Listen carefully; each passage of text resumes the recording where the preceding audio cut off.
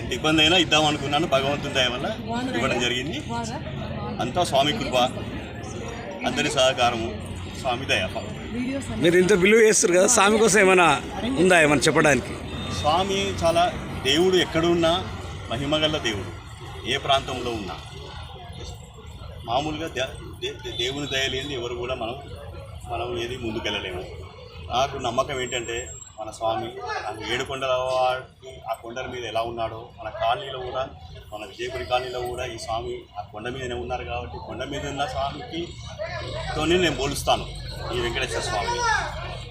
అందుకే నేను అనుకున్నాను, నాకు చాలా మహిమాన్వితులైన స్వామి.